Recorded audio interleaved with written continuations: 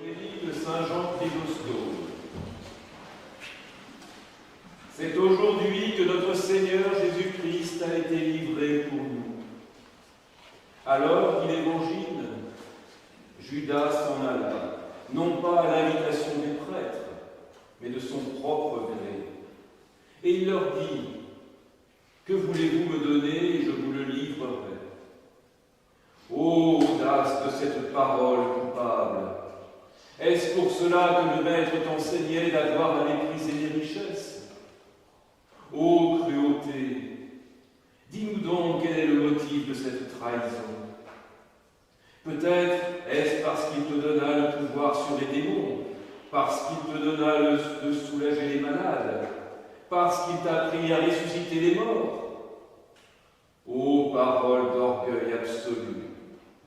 Tu le trahis, celui qui tient tout dans l'existence, celui qui commande aux démons, auxquels les flots obéissent, auxquels sont soumises toutes les puissances. Pendant que Judas s'occupe de sa trahison, les disciples disent: « Où veux-tu que nous préparions la Pâque ?» Considérez les disciples, considérez le disciple. Cela a erré dans la préparation, celui-ci devenant le trafiquant du sang du Seigneur.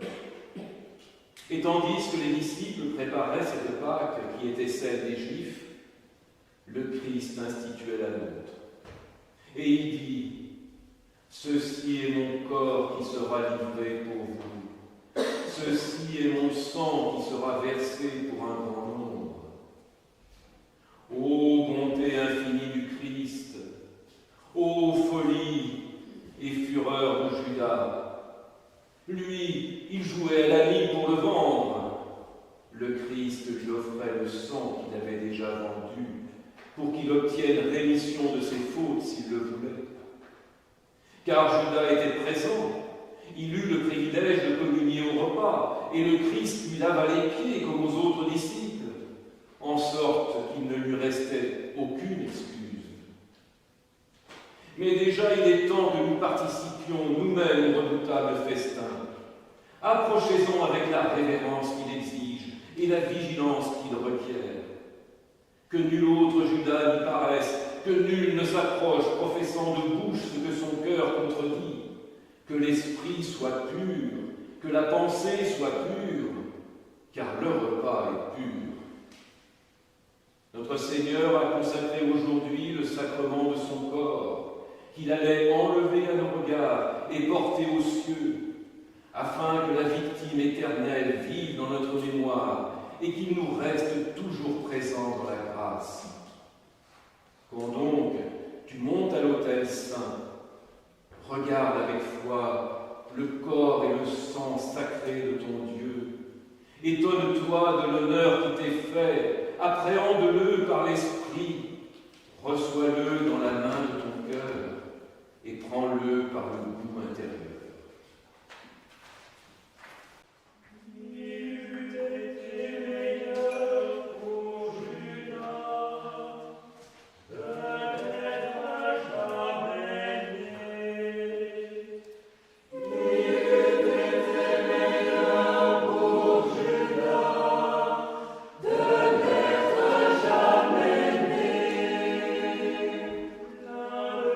Disciple me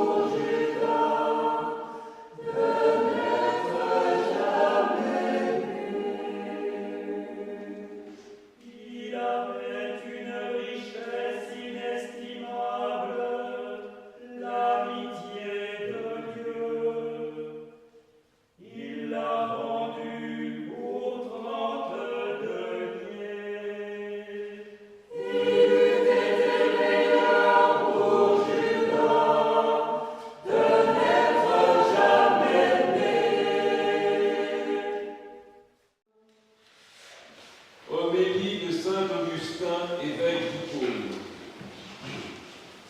La première femme fut formée du côté de l'homme endormi et fut appelée vie et mère des vivants. Le second Adam, ayant incliné la tête, s'endormit sur la croix, afin que de son sommeil fût formée par lui l'épouse qui s'épanche du côté de l'endormi.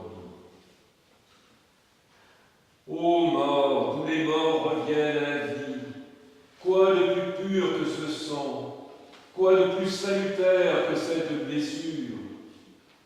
Le sang du Christ est salut pour qui en veut, tourment pour qui n'en veut pas. Pourquoi hésites-tu, toi qui ne veux pas mourir, à être libéré plus tôt de la seconde mort? Tu seras libéré de celle-ci si tu veux porter ta croix et suivre le Seigneur, lui qui porta la sienne et chercha le serviteur.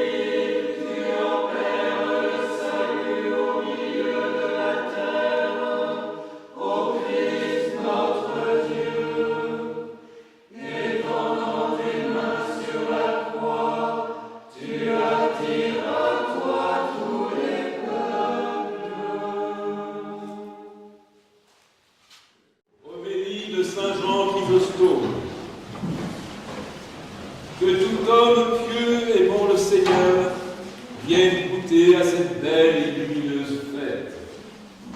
Que tout serviteur fidèle entre dans la joie de son être. Que celui qui a porté le poids du jeûne reçoive maintenant son denier. Que celui qui a travaillé dès la première heure reçoive aujourd'hui le juste salaire. Que celui qui est venu à la troisième heure célèbre cette fête en rendant grâce. Que celui qui est arrivé à la sixième heure n'éprouve aucun doute, car il ne perdra rien. Que celui qui a tardé jusqu'à la neuvième heure s'approche sans hésitation et sans crainte.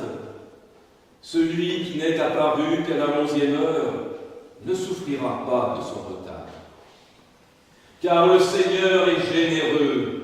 Il reçoit le dernier comme le premier. Il accorde le repos à l'ouvrier de la 11e heure, comme à celui qui, dès l'aube, s'est mis au travail. Il fait grâce au dernier et soulage le premier. Il donne à celui-ci sans oublier celui-là. Il reçoit l'œuvre, il complète l'intention, il honore le travail et il loue le bon propos. Entrez donc tous dans la joie de votre Maître. Recevez la récompense, les premiers comme les derniers, riches et pauvres. Célébrez la fête ensemble, abstinents et négligents. Honorez ce jour. Vous qui avez jeûné et vous qui n'avez pas jeûné, réjouissez-vous aujourd'hui. Le festin est prêt, venez donc tous. Le veau gras est servi, nul ne s'en ira affamé. Que tous prennent part au banquet de la foi. Venez tous puiser aux richesses de la grâce. Que nul ne regrette sa pauvreté, car le royaume commun est apparu. Que nul ne pleure ses fautes, car le pardon s'est levé du tombeau. Que nul ne craigne la mort, car la mort du Seigneur nous a libérés. Il l'a terrassé alors qu'elle le tenait enchaîné. Il a rempli d'effroi l'enfer, celui qui y est descendu. Il a rendu amer la mort, celui qui l'a goûté dans sa chair.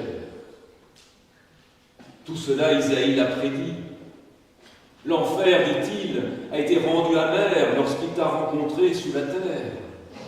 Il est devenu amer parce qu'il a été réduit à l'impuissance.